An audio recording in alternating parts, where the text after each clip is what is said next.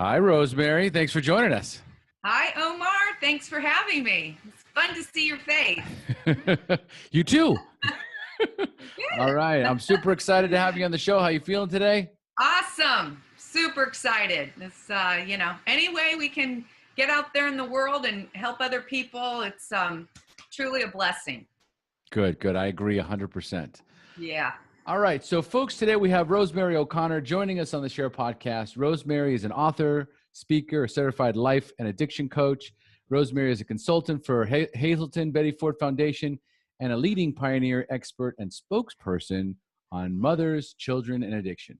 In response to the unaddressed needs mothers have in recovery, Rosemary wrote a Sober Mommy's Guide to Recovery, taking care of yourself to take care of your kids. Sound about right, Rosemary? Yeah, other than it's a sober mom's guide, but mother, moms, mommies. Did I roll with a Sober Mom's Guide? Okay, well, don't worry. I'll have that listed in the show notes. Hazelden would want it exactly how it's, we'll give them the credit. Yeah. They are sticklers. Yeah, I'm grateful for them, believe me. Miracle. Yeah. All right. So first of all, before we start diving into your story, tell us a little bit about what your normal daily routine looks like, including recovery. Okay, great question. Well, I wake up every morning, walk to the coffee pot. That's a first. Get my coffee, get back in bed. This is my favorite part of the day, by the way. I literally go to bed some nights, like looking forward to the coffee being. So then I get back in bed, and this is what I was taught early on.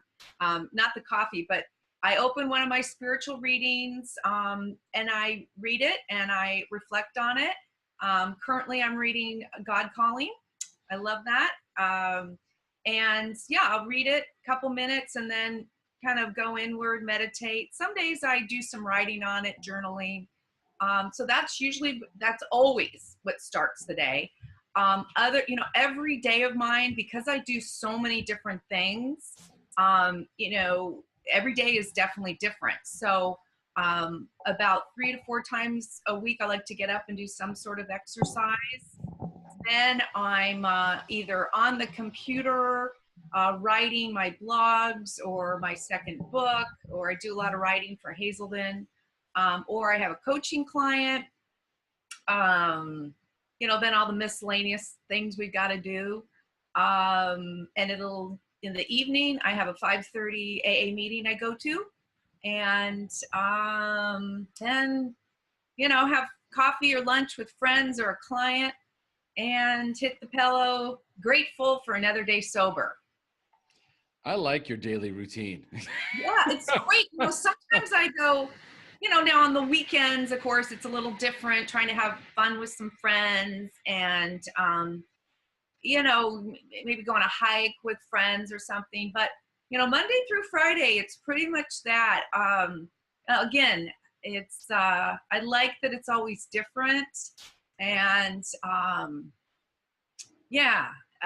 but it's, sometimes I go, wow, this is kind of my life. But it's a great life. Yeah. I was just thinking, I think, I think about it like now my life is very similar in the same way, where I'm either recording a podcast episode or I'm launching a podcast episode or I'm coaching someone or I'm in one of my coaching groups, you know what I mean? So it's kind of like sometimes I wake up and I go, wow, this is my life. It's pretty freaking awesome. Yeah. When I have that attitude, right? All 3 of my kids are out of the house and grown. So I have a lot of just time to do what I want to do, which is awesome. Beautiful. Yeah. I love it.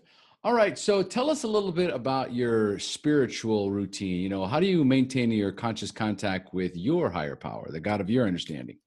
Yeah. My favorite subject. And so I start the day connecting and asking God. I always do the 3rd and the 7th step prayer. So asking God to be an instrument, get myself out of the way, and really try to make this day where God wants me to go and do. Then about 3 minutes later, I think I get it back into my ego. I pray a lot through the day. I'm praying for other people, praying for my business, praying for guidance. and then I usually go to about 4 meetings a week. So I get, great conscious contact with my higher power. And that comes through all different ways, through definitely people. I see God a lot in nature and baby's eyes and dog's eyes. And so I'm, that's just kind of part of my everyday life. It's interesting to answer that question. I don't often stop and think about that, but I'm not always sure if I'm like connected, whatever that means, but I plug in all day long, and only because it's become a habit.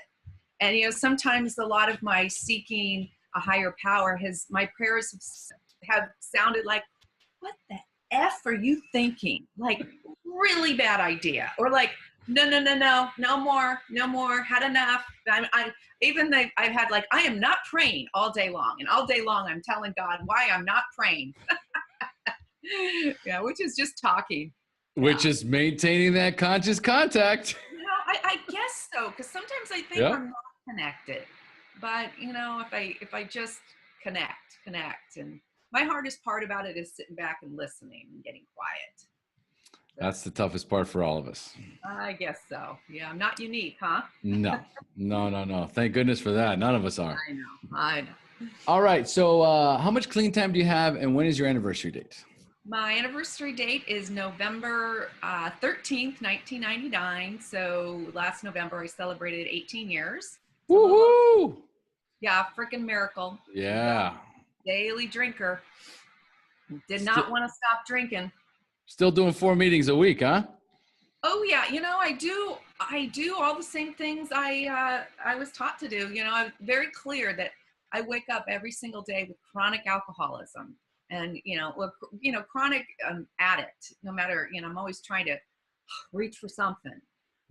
So yeah, I'm not cured, and so I do the same thing I've always done for pretty much what I was taught in the beginning. I meet and talk with my sponsor. I see her at least once a week. I have lots of sponsees. I go to meetings. I reach out. I answer the phone. I speak when asked to. I'm very clear. If I stop any of that, I'm very clear that I will pick the drink up or find some way to harm myself. I love it. So true. All right, so now we're going to start going into the past a little bit. Okay. So, Rosemary, tell us about the first time you drank or used drugs, and more importantly, how did it make you feel? Okay.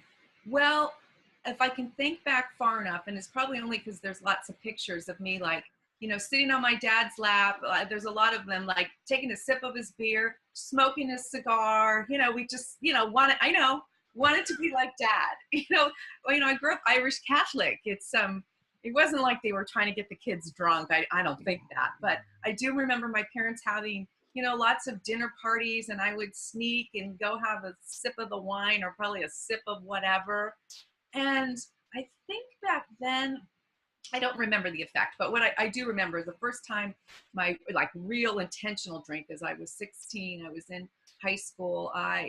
Myself and 2 other of my best friends had planned a big surprise party for one of my girlfriends. It was her 16th birthday, and we were responsible for getting her there. So we went out and went drinking, and there's 2 actually that I remember. I'm not sure which came first. But we got drunk. Usually what it was, like another one was, all my girlfriends, we'd get together and we'd each get our own bottle. It was called Tickle Pink.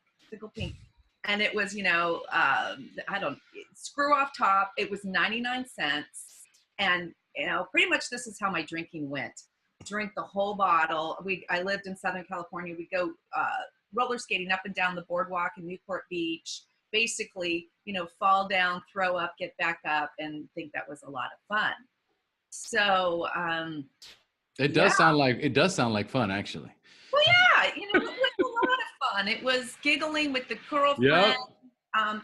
But I just remember it making me feel like a part of. Mm-hmm. It made me feel like connected to my friends. Like we were all doing the same thing. It was warm. It was fun. get out of the head and just laugh and be crazy. Beautiful. All right. So Rosemary, you're all warmed up. So it's time for me to turn the show over to you. It's time for you to share your story, your battle with drugs and alcohol, the wreckage it caused in your life when you hit rock bottom, and then finally your journey into recovery up until today. So Rosemary, take it away. Okay. Well, I'm Rosemary. I'm an alcoholic. And my sobriety date is, like I said, November 13th, 1999. I have a sponsor. I have sponsees. I still stay really plugged in. And I go to about 3 or 4 meetings a week minimum. And I'm just super grateful.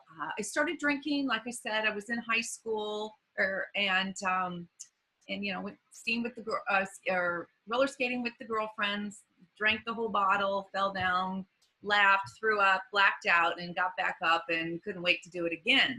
I was born, Irish Catholic. I'm one of 7 kids born in 8.5 years. So I kind of feel like I was born right into chaos. Yep.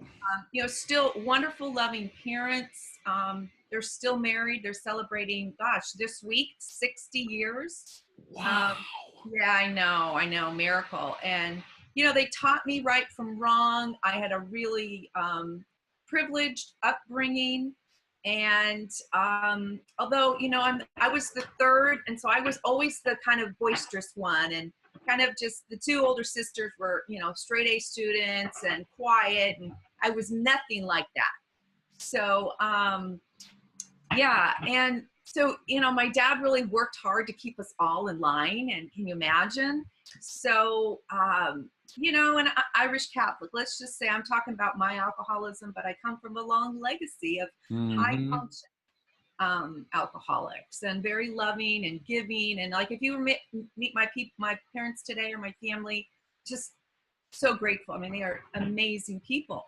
I did really well in high school, song girl, drill team, got good grades, class vice president, all those. I really suffered from good girlism. Like, you just do it right, you do the right things, and people like you and love you, and you just keep going. And I was always a real hard worker, striving for more. And I grew up in Southern California, and then moved 400 miles away to go to college. And that to me was like, oh my gosh, license to drink as much and as often as I wanted to. And that's exactly what I did. Still was able to graduate and get decent grades, but really the primary was to hang out with all my friends and party and drink. And at college, I met what I now call my husband. We got married, and I say the 3 of us fell in love. It was my now husband, myself, and alcohol. And that's where we met. We met in a bar and connected, and we were off to the races. And again, a really good guy. When we got married, again, a beautiful wedding. Shortly after that, he was basically climbing the corporate ladder. I had 3 kids in 7 years, and I just was really, my whole focus always felt like creating that perfect little family, whatever that was. Like, I thought that's what made me happy. You get the right husband, you have a beautiful home, a beautiful house, you have 3 beautiful kids, your body looks good, your life just looks good, and you just keep doing all the right things, because I thought that's what equaled happiness. But all through my marriage, I was miserable. And of course, I thought he was the problem. And but the drinking just took off. And, we had a lot of great times. We traveled, we had fun, we threw a lot of parties. But I would say the common denominator was, for me, always the alcohol. And he was climbing the corporate ladder. I was maybe working sometimes part-time, full-time, staying at home. And I also suffer what I now know, I actually found out at 6 years sober, depression and anxiety. And like most of us do, right? And so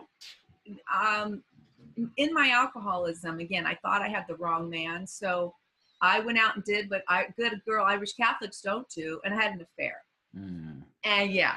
And I would say if there's one thing I could change in my entire life, it would be that. But we don't regret the past, or choose to shut the door on it, because we know why. I've been able to help a lot of women that have gone through that, and absolutely, who can get over the shame and the guilt and stay sober and make those living amends to their possible ex-husband. Or so, and I would have bet anybody walking down the aisle that there's no way I was going to have an affair. I mean, I would have bet you my right leg and my left arm. But, now I know a lot about what that was all about, and I'll talk a little bit more about that. So that ended our marriage, and we tried to put it back together. So here I was, a single mom. In my last year, we were separated and going through the divorce, or separated. I was just scared to death. Like, how am I going to raise these kids by myself, pay for them? I lived in a very affluent area. I had a beautiful home, a beautiful car, kids in private schools. I mean, just the fear, the shame of the affair, and the guilt and the overwhelm. Of course, my only solution that I knew and had was alcohol.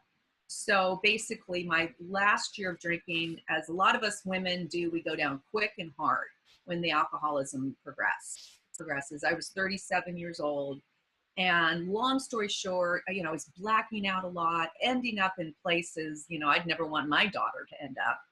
And my last drunk basically was, my kids were 2, 5, and 8. And I hired a 10-year-old babysitter to watch my 3 kids, 10 years old. And I know, I think of 10-year-olds today, I'm thinking, oh my God. So am I. Wow. I mean, that's not the kind of mother I was, but anything to get out of myself, anything to keep drinking and keep running from those feelings. And so I left at 7 p.m. and I got all dressed up in this gorgeous gown and hair and makeup, looking good, or so I thought. And I left at 7 p.m. and I said I'd be home in a couple hours. And long story short, I didn't come home. And I walked in the next morning. I was still drunk. I had throw up all over my lovely sequin gown. And my soon-to-be ex-husband was there, one of my best friends, and then my 3 kids in their little jammies. And just, the guilt and shame. And they didn't see me as a mom, like passed out on the couch. I mean, I coached soccer. I volunteered at the school. I was with them physically anyhow. And, the look on their eyes was like horror. And my best friend had said, you had better get your act together. And she stormed out in disgust. And, before she left, I was like, what's wrong with you? I only had a couple drinks, right? that couple drinks. And, here I'm just lying straight to like my best friend. She'd been my best friend for years. But she's the first person that called me on my alcoholism. First person. And, or my drinking. I didn't even know what alcoholism was at that point. And then my ex-husband, or soon to be ex-husband, said, come on kids, let's go. Pack your bags. We're going to my house now. And, my 5-year-old, gorgeous blue eyes, still get choked up. I've never been able to tell this story in 18 years, not getting choked up. And he looked up at me, how they do, they tag on your dress or your pants, and said, Mommy, are you okay? And I looked down at him, and I just, for some reason, I said, no, Mommy's not okay. And I had been running around that whole year with a big smile on my face, trying to prove to everybody, I'm doing great. Yeah, no problem. I got this. I got it together. And then he just, put his arms around me, and my ex-husband was pulling them out the door. He's crying. My kids are crying. It was just horrific. And then they all left. And like I said, I was still drunk, starting to kind of detox into that hungover. And the house was so quiet. And I had never felt quiet like that before. I always had lots of kids over and lots of fun and lots of going on. And I was just for the first time like left with my thoughts and my guilt and shame. It just like all welled up. And I remember going to the mirror, like looking straight at myself in the eyes and like thinking, like, how did a nice girl like me, how did I end up like this? Like, what the heck? Like, this is not what I planned for my life. Like, things were just falling apart like so quickly, and I just couldn't keep it all going. And just this thought came to me. Never had this thought in my whole life, but it said, you know, if you don't get your act together right now, do something different. 5 o'clock is going to be here pretty soon, and you're going to start drinking again. Because that was my witching hour. You know, I'd start cooking dinner, and I would just have that wine, and then so, you know, I knew it. And I had said how many times, oh, I'll never drink again. I'll never drink again. But 5 o'clock would roll around and I would start drinking day after day after day. At this point, I'd become a daily drinker. And like when I didn't have the kids, like I always say I was a maintenance drinker because I always had, you know, a couple, whatever a couple was, and depending on the size of the glass, you know. But then on the weekends or when I didn't have the kids, I would go on a binge, a run, you know. And so I had this thought, and it said, go open the phone book, you know, before, you know, we had phone books way back then. And I always tell when I'm talking to kids, they were these big books that you opened and people's numbers were in there and their addresses anyhow. And I looked up the word alcoholism, and I did not know what I was looking for or looking up. And I, you know, saw the word Alcoholics Anonymous, and I made a phone call, like what I now know is the hotline, and a girl answered me, and, you know, and I just started talking. I said, I just started talking. I really don't know what I said, but she shared some of her experience with me, and she said, why don't you meet me there's a 6 o'clock meeting. Meet me it's called the Alano Club. Now, I had just gotten back. I won because I was doing really great at my job. I'd won an all expense paid to Hawaii, and I had just come back from that before my run. Before that night, I didn't come home. And my job was to I was in sales, and basically my job was to take people out and entertain them, which meant I'd take them drinking, right? So it was the perfect job for an alcoholic. But she said, well, meet me at the Alano Club. What I heard was meet me at the Aloha Club. So I seriously thought, now this was the state, you know, where this is what my mind pictured like tiki torches, you know, maybe grass skirts. I pictured like a hut, I don't know. And I literally thought, okay, because since I loved Mai Tais, maybe they would teach me just how to have a couple. And then, you know, that's great. That's what so I walk into, and this is 18 years ago, our Alano Club has been very upgraded. But it was this dark, like rainy night, and I walk into this room, and there's, you know, these people there. And my first thought was, oh my gosh, I feel so sorry for these people. And they're all alcoholics, and there's drug addicts here. And there's people with tattoos, and Harleys are pulling up. And I'm thinking, you know, a nice little conservative girl like me, this was not my world. And, but these people were laughing and joking and saying, I'm Bob, I'm an alcoholic. I'm Mary, I'm an alcoholic. And what shot up? I don't know, but my hand shot up, and I said, I'm Rosemary, and I'm an alcoholic. I didn't say a newcomer because I didn't know what that was, but believe me, they knew I was new, right? And I remember thinking, oh, my life is over. I'm doomed. Like, am I being sentenced, punished to this life of no drinking? Like, I couldn't do that. And I had no plans to come back. I didn't think I had a problem, really, because I didn't understand alcoholism. But at the end, they read the promises. And again, I'll never forget this. The only thing I heard, and remember that whole meeting, was, and you will know peace. I know. A deep breath, that, you know, that feeling when when I walk in, like, all is well, you know, all is well, and I'm going to be okay. And all I knew is I was going to go to another meeting because I wanted that. I wanted some peace. I did not want to stop drinking. I just, whatever peace meant, I knew I wanted that. So then I just started going to meetings. And the next meeting I went to an all women's meeting. And there, I still did not know what this was all about, but she was the literature, this gal was the literature gal. I figured she must be in charge. She must be like the president of, or vice president or secretary. She was in charge of the literature. I just did what I was told. Then they said, get a sponsor. And I asked her to be my sponsor. And then we, she started saying, meet me at this meeting. And we started meeting once a week and reading the big book and the 12 and 12. And I had no plans on staying. But I told myself, because I was very self-willed, still am. And I said, I'm going to do this thing for a year. I looked at those 12 steps. I figure I could blaze through them because a lot of them didn't apply to me.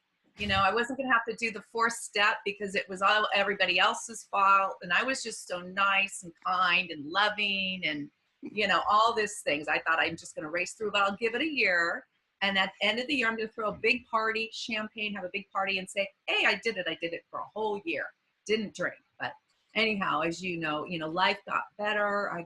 I fell in love with AA, which I had nothing to do with. But really, I loved the people's stories, like how they, went from prison to like president to, just the transformation and the love that I got in those rooms. And, they really taught me to love myself.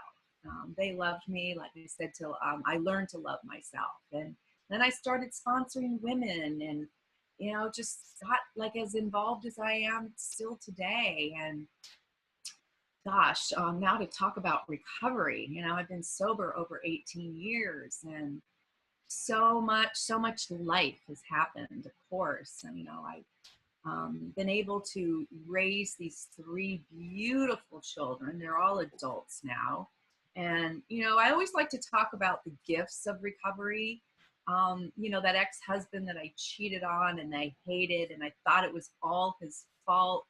Today we've learned to co-parent each other. Like a lot of people, even as angry as or I'll just talk for myself, as I was at him, the women in the rooms taught me how to show up and co-parent, that it was not about me anymore. It was about showing up for my children. And this is a lot of the work I do with the moms, and show out how to be a dignified, sober ex-wife, a dignified, sober mom. And really, that was hard. That was really hard. But, I fell down 1,000 times. I finally learned the pause when I would, scream and yell at my ex-husband over the phone. We were trying to discuss something with the kids, and I would call my sponsor and say, such an idiot, did this and that. And then, of course, she would say, well, what I want you to do is call back and apologize. And I was like, apologize? Do you not just hear what I said? What a jerk he is. And so I kept having to do that again and again and again until finally I really wanted to stop apologizing. And I'll never forget that call because, we were trying to discuss something. And I was just like biting my tongue, trying not to add fuel to the fire. And I listened and I actually said, I hear you.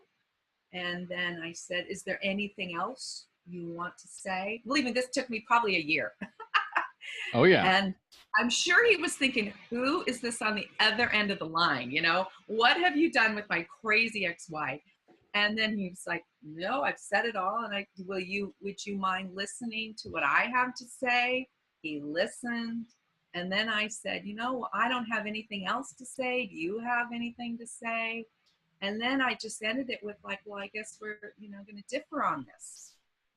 And it was just like, to me, that was a real spiritual moment. I knew something inside me was changing because that was not me, having a normal conversation. And so, bottom line is the women in the room taught me how to be a loving, sober, dignified ex-wife.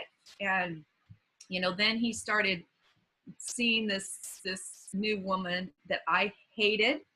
And I just like, I didn't want to, I was just like, he's got someone and I don't. And it was always his fault. Why is this, he gets this wonderful new woman. And that's, again, I remember my sponsor said I would call and bitch and moan about her, and can you believe her, and this and that. And she'd say, I want you to do something. Here's a suggestion. I want you to the next 6 weeks say a prayer for her that you want her to have all, it's the 4-step prayer. 6 weeks. Yeah, 6 weeks. Yeah. Wow. I know. And, pray for that she has all the love and kindness and everything that I want. It's the 4-step prayer. And I said, did you not just hear me? She is and I said, an effing B, and I said the real words. And she said, that's okay. You can start with that. God can handle your anger and your swear words. And so I literally started with that. God, I pray for the F and B. And then I took out the F word, and then I took out the B word. And bottom line is, this woman they've been married, I'm trying to think, I don't know, 13 years now or something. She's been such a godsend. They have 2 little kids that call me Auntie Rosie. I was there the day kids were born. I love these children. We get to spend, we spend most holidays together. My favorite is Christmas, because, Christmas with little kids. And, so we do birthday parties. We would show up at all the kids' sportings event together. We, I always say he hasn't read a book or taken a class on anything, but I've changed, so the relationship has changed, and AA has changed me. God's changed me. And so, I know that. And no relationships require anybody to do anything different. If I change my behavior, normally the relationship is enhanced, or and I learned that in Al-Anon. I went into Al-Anon when I was 2 years sober, because some woman heard me bitching and moaning in a meeting about how my kids were driving me crazy, and I'd keep telling them no, but then eventually I'd say yes because I just couldn't take it anymore. And so she really saw my guilt and shame and codependency was raising these children, and I needed help. So, that really, I love Al-Anon. It really, one of the women I met in Al-Anon, she said, Rosemary, Al-Anon's, if you have people in your life, Al-Anon's a really good idea, because I definitely suffer from codependency. I know I don't ever like to speak for other people or men, or, I know that's why the women, and especially mothers, we really suffer for the most part. Really bad codependency. And, and I've had one of my kids, I've suffered through their addiction. I knew one of them was going to get it, if not more, but will, soon to be determined. And so thank God I had a lot of Al-Anon under my belt when that all fell apart.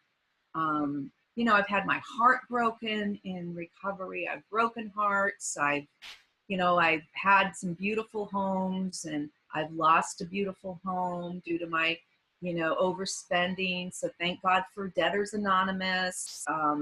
I also, when I put the alcohol down, I picked up, I went to men to try to fill, all that void. I don't like to, anyhow, that void inside me. So thank God for Love Addicts Anonymous. Literally I say, I'm just addicted to anything that will get me out of the feelings, that will still allow this self-destructive behavior. It's interesting. When I celebrated my 18th birthday, this one man that had seen me come into the rooms and really, and watched my whole journey as we do, he said, wow, Rosemary, you just really changed so much. And I said, well, how? It's kind of nice to hear somebody else what was I really like when I came in? Because I thought I was great, had it all together. And he said, I just saw you keep self-destructing. I put down the alcohol and then picked up the men and the credit cards, and it's just been but the only good news is, what I do know is, I feel like in my life I've had everything, wonderful children, again, I fell in love. I always thought I would drink again if something happened to one of my kids, or my heart was broken, because that's what I was protecting myself from. And those two things happened. And guess what? I didn't drink or use. I mean, and I, I don't act out anymore. I don't act out with money. I don't act out with men. I don't act out with drugs or alcohol. I've had to really work on my busyness. My codependency is still tough with that one kid. It's really trying to take care of myself in the best of, and this with a lot of the work that I do with the women I coach and the moms is, really heal physically, mentally, emotionally, spiritually, and financially.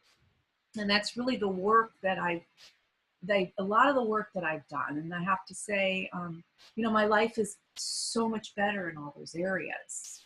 And I'm not always talking about outwardly, but it's the inward, it's that inside work that, the best part is I no longer feel like, I love myself today. I really, I'm the woman that I've always wanted to be. I'm that mother I've always wanted to be. I'm the friend I've always wanted to be. The daughter, the sister, the ex-wife that I always really wanted to be. And I could have never done that.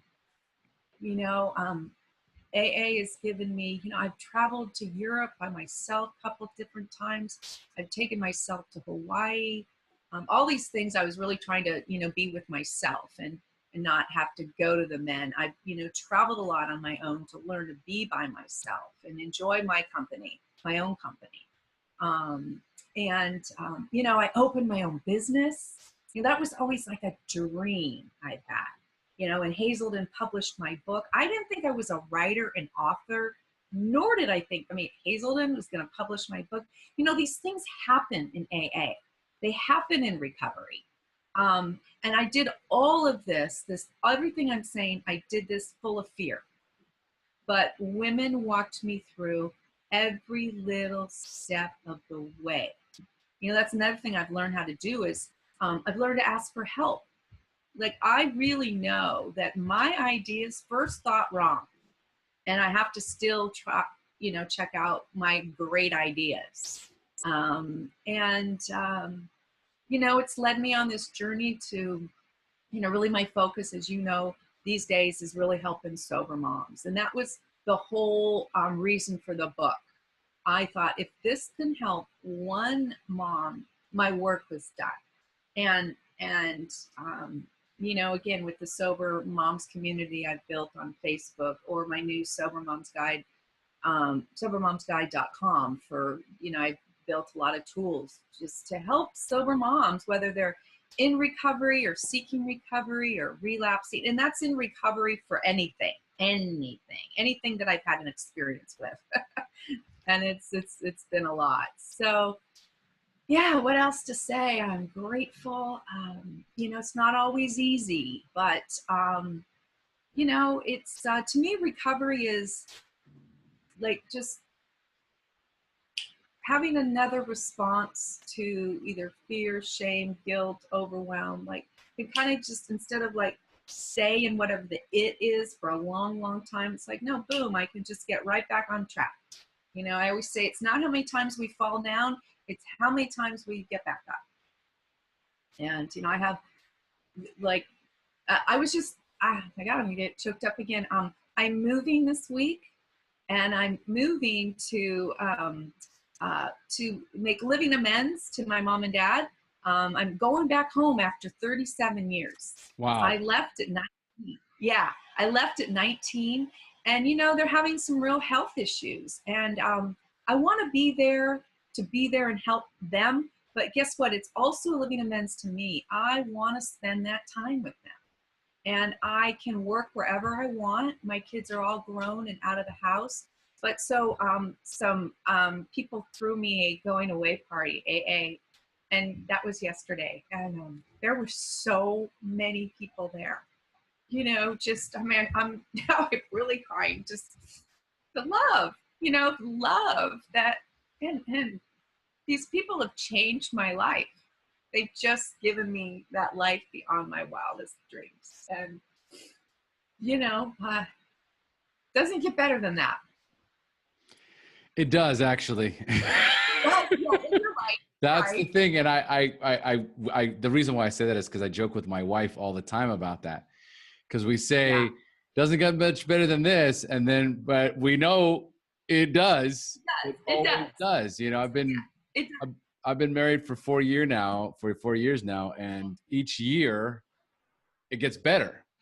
Right. And I remember in my Yeah. life, every single relationship I had, every year got worse. You know, it was always, you know, because I was always in the relationship, you know, so at some point, right, Right. it would obviously I hadn't done the work that I needed to do, right? So there was always something, right? And so many changes Yeah. that we've made in our Right. You're the lives. common denominator. I You am the are. common Yeah. denominator, right? But Yeah. the thing is that it does. Yeah. Life gets better, and as long as we stay on this track, as long as we move towards recovery, as long as we're constantly trying to be better, you know, tomorrow. Like if we're constantly working on ourselves today, we're going to be better tomorrow, right? And For as we learn and we grow and we change, you know, I mean, we didn't really touch on it too much, but I'm curious because, you know, when we opened up, right, you know, you're a recovery coach, or let's see here, you're a life coach, and you're a counselor, you're an addiction coach, you're a certified life coach, you're an author, you're a speaker. So how did you transition into the coaching platform? Yeah, good question. You know, I'd been in outside sales in the real estate industry for many, many years, and I was really successful. And yet my heart just kept saying, I want more. It just wasn't, it just wasn't feeling that passion, that purpose. Mm-hmm. And I knew there was something bigger. So I actually took some time off. And my son needed me, and I had set myself up financially that I could take time off. And I really wanted to be there for him. He was in, what was back in, anyhow, long story short. So I didn't know what was ahead, but long story short, the coaching field was just about opening up, or it had opened up. It was in 2004. And I opened this magazine and I was reading about coaching, and I thought, this is what I want to do. I got a BA in psychology. You know, I just love people. And I thought, oh my God, this is it. So I went back to school, and that was back when you actually had to go to class and get in all your hours, and I loved it. So I did this program for a whole year. I opened up my business, and then I started creating workshops. I love putting on workshops. And then I thought, okay, well, there's all these treatment centers around here. And so I went into one treatment center, and I was putting on these workshops. And so, so I was running my own private coaching practice, and then doing workshops a few hours each week. But then I ran out of money and didn't really know how to run a business. So all of a sudden I'm like, I got kids, I got a mortgage, I need more money. So long story short, there was a treatment center that was looking for somebody. I had 10 years sobriety at that point, with a lot of sales experience and a lot of sobriety. So I did that. And then so I worked in the outside in sales, in the addiction community, representing different treatment centers. And then I was working also one day a week at this women's treatment center. It was called Five Sisters Ranch. And it was for women suffering from codependency and love addiction. And I'd done, all my work in that, or not all my work, but a lot of work. So I went up there once a week and started putting on workshops and coaching the women there. And then when they go back home, because I've always done most of my coaching virtually over the phone or Facebook, Mm-hmm. FaceTime or Skype. So then I just went back into my heart, like, this is really what I want to do. I got to get back to, I just want to work with women. Just give me women. And so then I left that full time, took this huge leap of faith, and opened my own coaching business. I thought I was just reopening my coaching business. And long story short, before I knew it, I had employees. So I opened sober livings, which I wanted nothing to do with, but I was trying to find these women healthy places to go back home to but they weren't going to go to the typical sober livings where there was 12 people crammed in one room and Oh. I know, and crazy, with anyhow, enough about sober livings. Oh. But so I found a house and I just took 4 women. And, I had my house manager had like 20 years sobriety. I mean, we coached them all day long. Like, it wasn't just a sober living.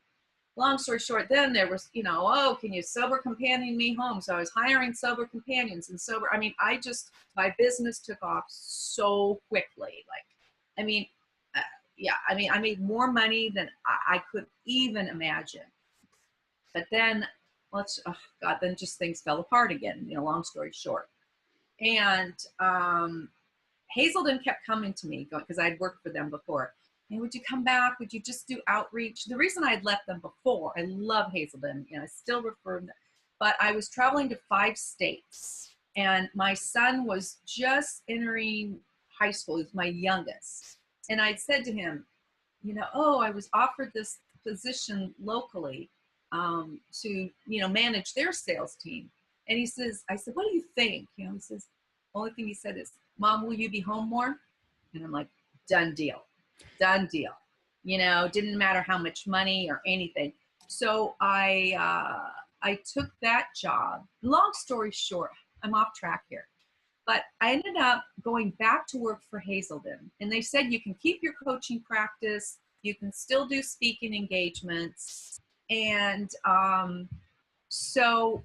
and the book had just come out. So I closed down the sober living. I realized I didn't like having employees. It just was too much.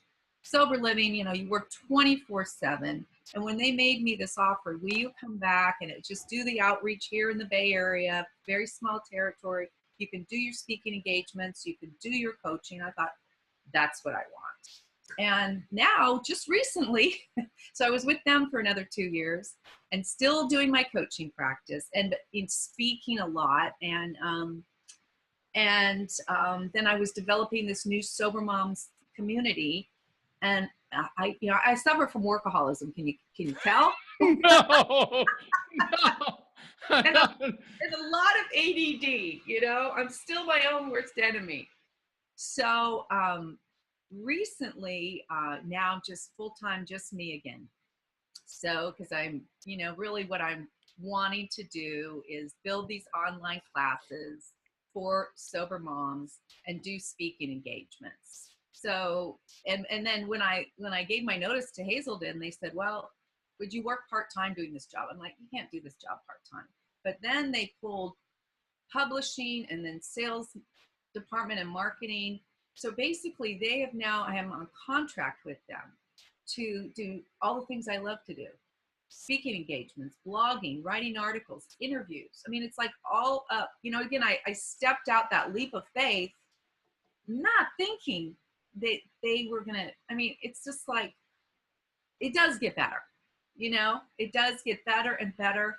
And when I said that statement before, does it get any better than this? What I mean is, if I die today, I know that I have been the best, most amazing mom to my children. I've helped lots of women. I've healed. I can honestly say, now I don't want to die today because there's a lot of stuff I want to do, and seeing my kids, grow, do all the amazing things that they're still doing. And that a lot more I want to do. But if I die today, I die with peace. And, my goal is I want this life to squeeze out every ounce of love that I can give out.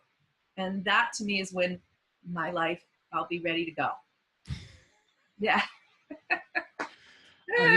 I think, well, there's so many different takeaways in there, but the idea of leaving a legacy, and knowing that if I die tomorrow, right, I know what they're going to say at my funeral, right? Like, I know what they're going to say about me. You know what they're going to say about you. And nobody's going to be talking about all the wreckage and the chaos that we did many years ago. They're going to remember all the people we helped, you know, the love that we have for our children, the love that our children have for us, the families we built, the friendships, right? And on all the lives that we've saved, right, along the way that God has allowed us, right, to be that vessel, right, and always intuitively giving us exactly what we need, just in the right moment. You know, when somebody's completely lost, the words just come, right? The answers just come. We know intuitively how to help people and to pull them along the way.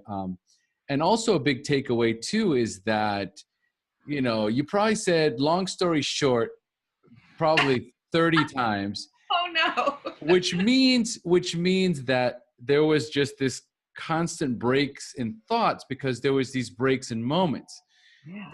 I was coaching, then I had the business, then I went to Hazelden, then I went back to my business, then I went over here, then I changed this.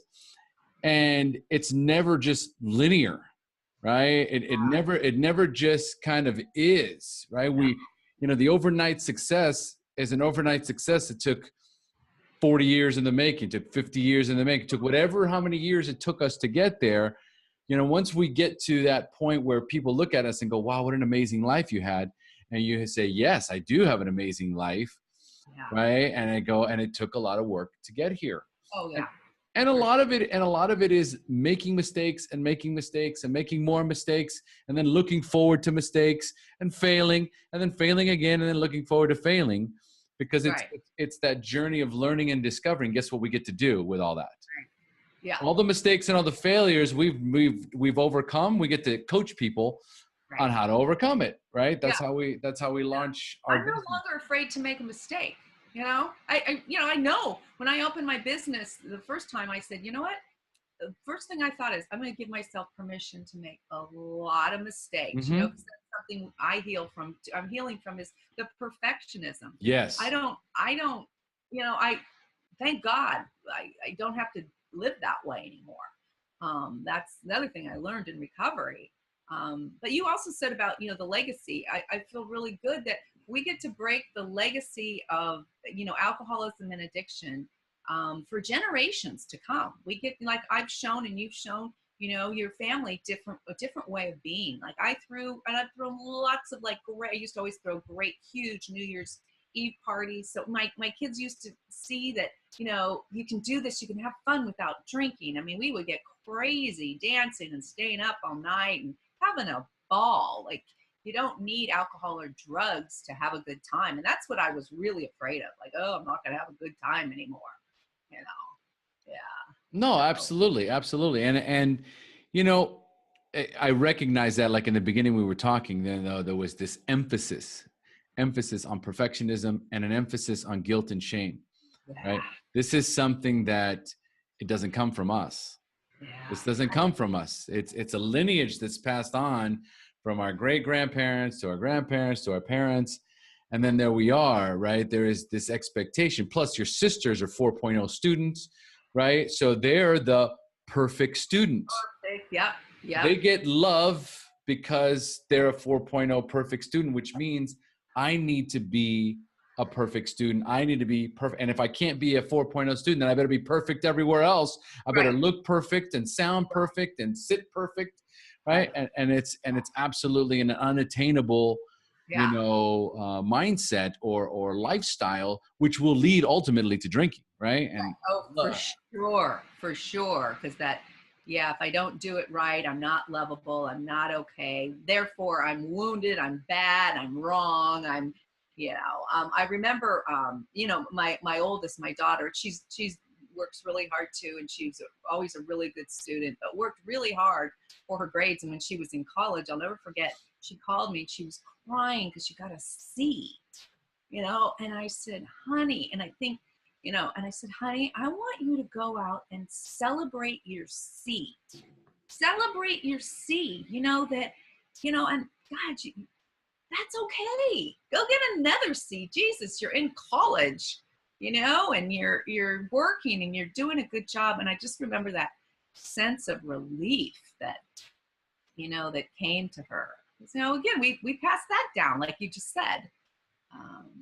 When we say things like you should do this or you should do that, or, you know, what's wrong with you, or, you know, why would you do that? Right. And so there's that guilt and shame that goes along with just this external dialogue that we give, but it comes from an internal dialogue that is constant in our brains. It's constantly going on as, you know, that's how we talk to ourselves, and that's how we're inadvertently going to talk to our children. And the idea of coaching and personal development and just having these real conversations is to do exactly that. Celebrate the C's, celebrate the failure, celebrate, you know, like you should be grateful because that's just the universe is talking to you, right? The universe is trying to tell you, move in a different direction. Don't keep powering through. Right. It's time to adjust. Yeah. Right. And you almost have to kind of, you know, ideally, you know, what people say, did 2 steps forward or 1 step forward, 2 steps back. That's not a bad thing. No. Sometimes you have to take 2, 3, 4, 5, 10 steps backwards, right? To go, I must have turned somewhere because I'm lost. Right. You know, right. This is not comfortable. I'm lost here. Let me take some steps backwards to see if I can, you know, recalibrate and maybe I should have turned left when I turned right. Right. And if we give, if we give ourselves that grace, and it's all about grace. It's all about being loving, being, you know, showing grace, being graceful, you know, loving ourselves, loving our children, and constantly just, you know, reinforcing the fact that, you know, you're exactly where you're supposed to be. You're exactly where you're supposed to be. And when something doesn't feel quite right, it's just your body and the universe trying to tell you it's time to make a small adjustment. That's all. That's it. Give yourself a break. And we don't hear that. We didn't hear that growing up. You know, better, faster, stronger, right? And recovering from that is tough. It's horrific. There's so many beautiful parallels in your story. You know, I mean, I remember when I divorced from my ex-wife from the wreckage, and I'm remarried, and she got remarried, and like for the holidays and during the Christmas, every Christmas we are all together, right, as a family. Yeah. Because we made the conscious decision that it was about the children. Right. It has to be about the children. And when you and the beautiful thing about that, the healing. You get to heal that relationship inadvertently because you're focusing so much attention on your children that you just start acting differently, right? You start acting from a place of love, right? You know, and you don't go into every situation thinking about myself and, you know, and I can't believe, you know, she left me for him, and I can't believe they're living this life, and what about me? You know, once that goes away, that bleeds into all the other areas of our lives. That's that freedom that they talk about. The peace. Yeah, the peace, the freedom. Right. Yeah, we are the lucky ones. We are. I think about that. You know, I'll pass like homeless people on the street, or, you know, or people really suffering, and I just always think, why am I the lucky one? Why am I the lucky one? I used to think that. I used to do that all the time. Right. Yeah. So now what do you do? No, I now, and I used to say that even to my wife. Yeah. Right. And she goes, you don't know their journey. Yeah. I said, you don't, why would you pity somebody? Yeah. You know, you're like, you don't know their journey. Oh, right. And I remember my wife is just, well, she's also a coach. So there you have it. Oh, is she? Yeah. She's a wellness coach and a yoga instructor, and, you know, Reiki healer. And I mean, she's a badass, right? Like she's of course she is. Good for you. I'm looking for a badass man. Can we check out Rosemarys? I'm finally ready, or I know that God's in charge of that one. God's in charge of that one. Yeah. Well, there is a strategy for that too. Okay, good. You can coach me on that, Omar. Okay. But the idea is that we all have our journey, right? And I'm sure at some point people were like, I'm just thinking about that moment in your house when your 5-year-old is staring up at you, right? And it gives me chills because the way you tell the story, I go there. I am in your home. I'm looking at you with the vomit all over your clothes, right? It paints such a vivid, powerful image of absolute demoralization, right? And nowhere in that equation is the thought, why am I the lucky one? Yeah. And so as we as we trudge our road to happy destiny and we get to where we're at today, right? We can't discount the bowls, the giant bowls of shit we ate for Oh years, God, yeah. that we Oh, actually got used to eating it, yeah, right? And yeah. right. You know, like I don't know any other way, Right, so I'm just gonna keep eating this, right, right? right. And Yeah, then all of a sudden you just let go. yeah. You let go, and the right people come into your life, and you start asking the right questions, and you Mm-hmm. start allowing the God of your understanding to really guide you, and it moves you in this direction, right? To your most, you know, authentic version of yourself, you know. Right. So Well, it's that's what I just love about recovery too. That mhm. they talk about all the authenticity. That I really have gotten to get to know myself, continuing to get to know myself, and I always say, love myself, warts and all. That I can really show up. I don't have to tell you what I think you want to say or be who you want me to be. I just get to show up. And that took so much work, so much work to try to figure out who you want me to be, then figure out how to do that, and figure out what to say, then just showing up and just being me. I mean, what a concept. That was new to me, though. It's so it's been that journey of really learning that we're all just beautiful inside, Yes, all amazing. It doesn't matter what we look yes, like or what we have or what we don't. We're just like, we are all the same. And that's what I love. Like when I travel and I go to AA meetings outside, it's just like, we're all just wanting love and compassion for others and for ourselves. Where it's like at the very basic, that's who we are. And then we're all just trying to do life, you know. well, I'll tell you what I did. I wrote an email to universe@universe.com, Uh-huh. and because that doesn't exist. So I wrote down universe@universe.com, right? And I wrote a letter to the universe, emailed, right? And I said, okay, universe, I'm ready to meet the woman that you have waiting for me. Oh, I am ready to meet the woman that you have waiting for, yeah. because I've been looking, and every time my picker was broken. Broken. Right. So I said, here's what I'm ready, and here's my non-negotiables, right? Yeah. Like she can't smoke, she Yeah. can't be a heavy drinker, she has to be independent, she has Yeah. to speak English because I live in Costa Rica. Oh, So you do? I live in Costa Rica. So I didn't want to be with someone who only spoke Spanish, even though I speak Spanish. Yeah. My ability to communicate, my authenticity, Yeah. right, speaks in English, right? And Yeah. I struggle in Spanish. So, and so I had all these non-negotiables of what I wanted. And I already knew what I brought to the table. I was clear about this is what I bring to the table. Right. Right. Yeah. I am, I'm someone who has, changed so many aspects of my life when it comes to, what my view as a man, what my role as a man, as a husband, as a partner is, my ability to communicate, my ability to be loving and nurturing and caring, to be present, to listen, right? To, all the things that obviously women are looking for in a man. So I wrote this email, right, and constructed it and sent it out to the email. I mean, it sent it out into the universe, Did it right? bounce back? It never bounced back for whatever reason, right? Interesting. But it was like, but I knew I had it because I had it in the sent folder, right? So Yeah. I could always say, see, I did send this, just so if anybody asked me, that sounds ridiculous. I can't believe you. No, you know what? I have it written down in my wallet. I have it on my computer. In my book, that the chapter on dating, that's what my sponsor told me in the beginning. She said, I want to find a man. I want to find a man. She goes, okay, Rosemary, write down your top 10 non-negotiable. Yes, correct. My list is. Be clear. Yeah, be clear. And then guess what she told me? She goes, I'm thinking she's going to be like, okay, there he is. Go get him. But she said, no, now I want you to become that. Yes.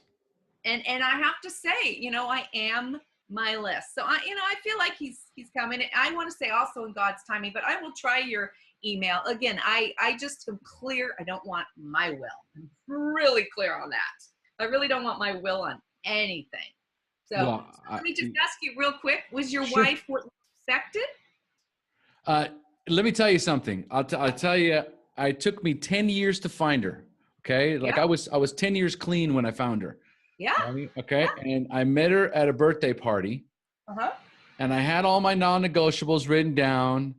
And I went to this birthday party that I didn't even want to go to. Yeah. I sat across the table from her. We started talking. Uh-huh. And the checklist just started, like, the checks were just coming off. And I was like, it's too much. This is too much, right? Wow. Long story short, Yeah.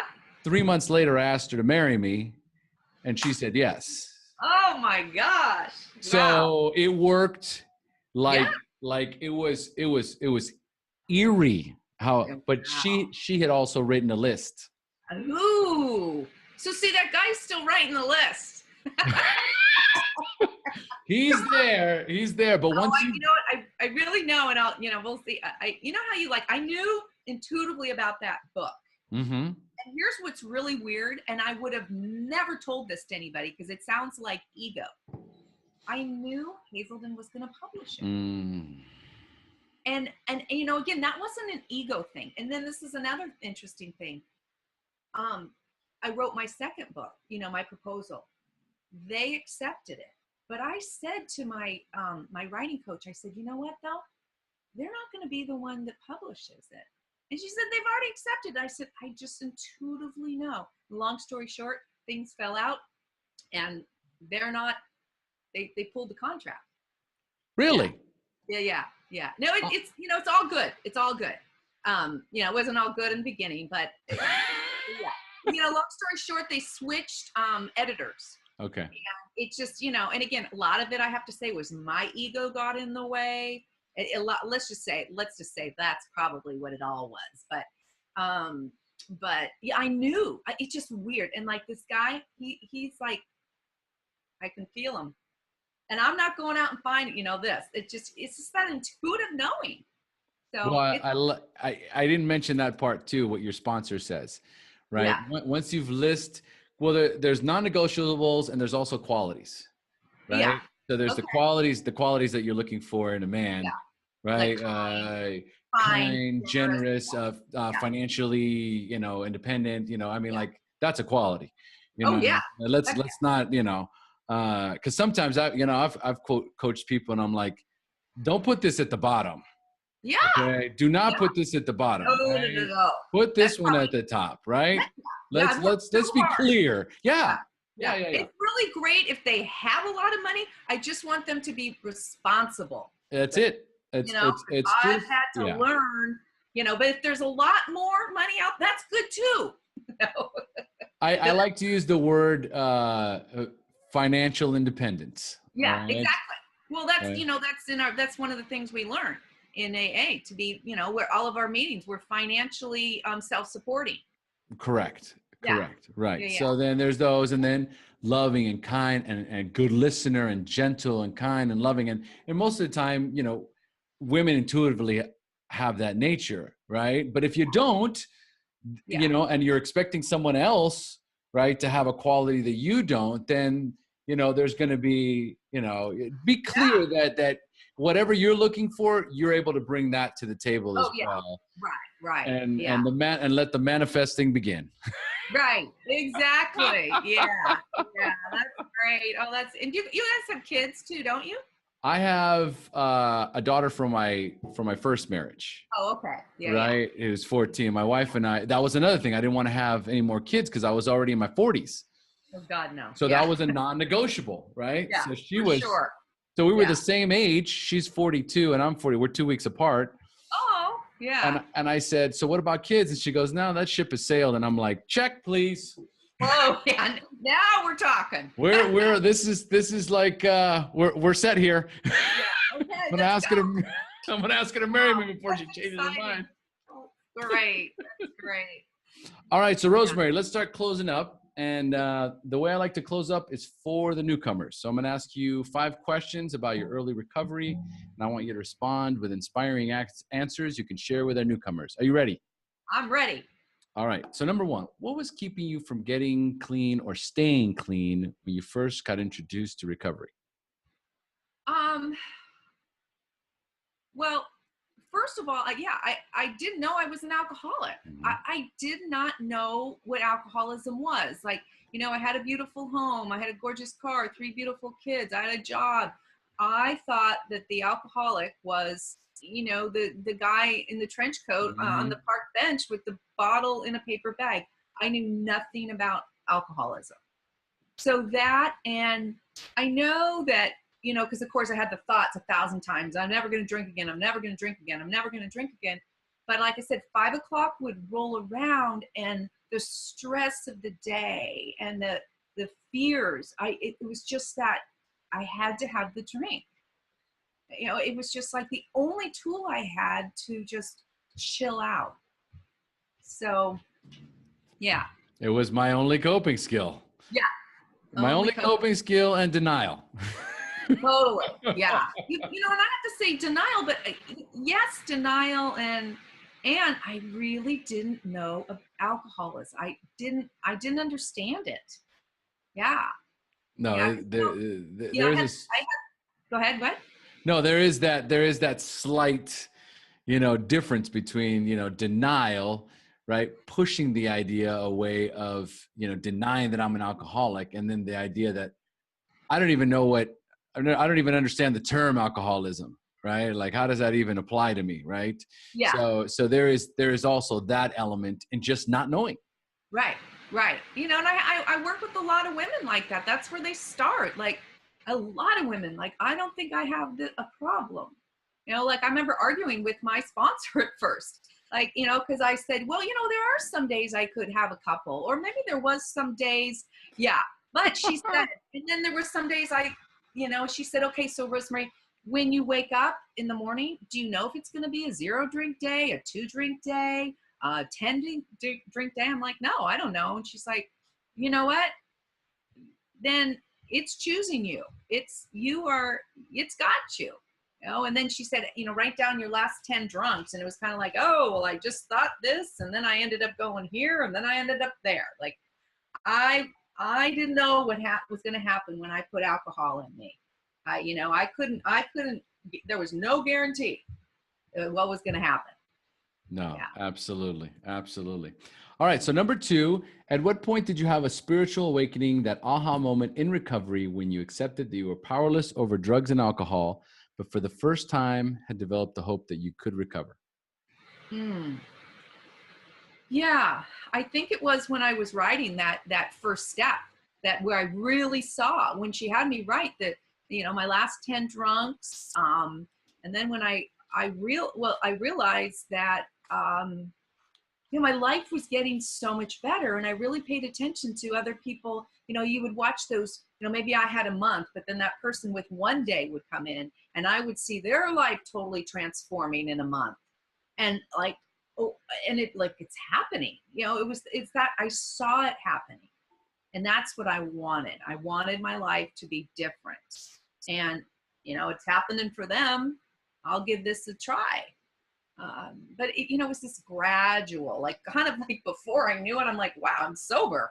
Like, before I know it, like, wow, like the year, and Jesus, I'm not drinking. Yeah. Well, I also like the one aha moment you had where, obviously when your little 5-year-old was pulling on your dress, and you had that thought, if you don't do something now, 5 p.m. is just around the corner, and Right. you know what happens at 5 p.m. Right. And being aware of that voice, Right. we all have it. We all have it, and we push it away, and we push it away, and we push it away. But there's so many of us that have had that little tiny voice inside of us that says, you need to do something, and you need to do it now. Now. Yeah. And there is now tomorrow. There is not an hour from now. 15 minutes from now, you've lost your momentum. Oh, yeah. No, I knew that now. And that now, I can still see where I was standing, where the phone book was, open it. And I knew that, like, now. Yeah. Beautiful. I love it. What a great story. That was pretty powerful. Oof, man. All right. So, Rosemary, what is your favorite book that you read in early recovery? You mean AA related or? Anything. Well, I love the 12 and 12, the 12 steps. And because I didn't really relate to the big book right away. And then what I did love was also all the Karen Casey daily readers. She's a Hazelden author. She's the one that inspired me to write. Yeah. And I was just reading her books. So all the little daily readers. But I love the 12 and 12 because the 12 and 12 really explained the steps to me. They made sense. Beautiful. All right. So tell us 12 steps and 12 traditions. Yes. So tell us, what's the best way for our listeners to reach out to you? Tell us a little bit more about the book and your websites and how to contact you. Okay. Well, everything's on my website. So I have for sober moms, because I have two websites, of course. One is www.sobermomsguide.com. And my book's on there, and you can find out all about the e-courses and different tools. I've got some free resources on there. They can also join, the moms and women can join the Sober Moms community with Rosemary O'Connor on Facebook. It's a private community. And then I also have rock recovery services, and there's a lot of different services I offer, also women and family members. And that's ROC, these are my initials, recoveryservices.com. And all my contact information and everything is all on there. So they can call me, email me. Perfect. I will have that all listed on the show notes, folks. So feel free to go to the SHAIR podcast for Rosemary's show notes, and I'll have all these websites listed so you can contact her. Beautiful. All right. So Rosemary, number 4, what is the best suggestion you have ever received? Reach out for help. Go to a meeting, raise your hand, and say, you don't have to say you're a newcomer. You can say, I'm Rosemary, I need help. Oh, the meetings for me, it's always the quickest, or the phone call. Yeah. Yeah. Absolutely. And reach out for help. I remember going to that first meeting, and I just said, my name is Omar. I'm an addict and I need help. Yeah. And it just felt like 10,000 pounds was just released. Me too. In that one moment, man, it's a game changer. Oh yeah. Just all the weight of the world just came off my shoulders. Yeah. All right. So Rosemary, if you could give our newcomers only one suggestion, what would it be? That, addiction is not your fault. You can't cure it, but there is help. And, you're not a bad person. You just have a really bad disease, and you don't need to do this alone. Whatever your story is, there's probably a worse one out there. I promise you that. And probably everything you've done that, you don't want anybody to know. And maybe it's why you're drinking. And life in recovery is literally the best way to live. It's just amazing. So you're not alone. You're not bad. And recovery is the best way to live your life. I could not agree more. Beautiful suggestions, Rosemary. Thank you so much for joining us. Oh, my pleasure, Omar. So fun, and just lucky girl here. Me too. Okay. Okay. All right. So we've now reached the end of our show. Thanks for joining us. And as we say here in Costa Rica, pura vida. Can you say pura vida? Pura vida. What does that mean? Live life or something? It means pure life. Pure life. Yeah. I like it. Welcome to Costa Rica. Ooh. I'm dying to go there one day. It's on the list. Yeah. Oh, it's spectacular. It's spectacular. Yeah, that's what I hear.